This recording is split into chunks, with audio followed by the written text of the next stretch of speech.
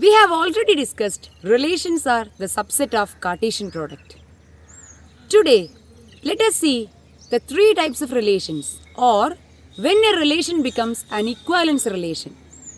A relation is said to be an equivalence relation if it is reflexive, symmetric and transitive.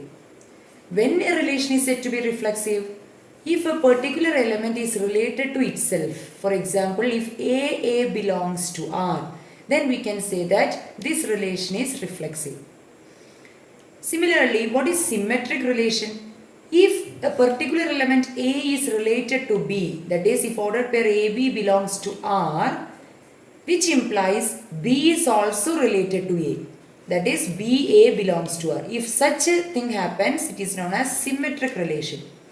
Coming into transitive relation, if A is related to B and B is related to C, if these two relations are happened, then when A is related to C, then we can say that it is transitive.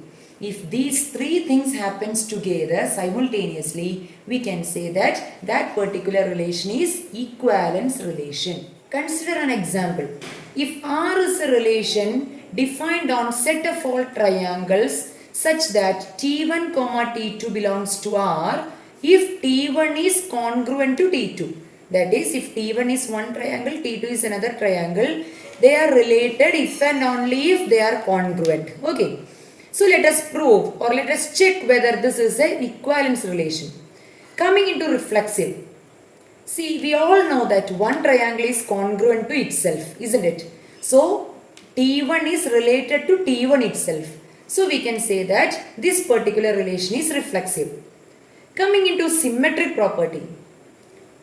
Consider one triangle T1 and another triangle T2.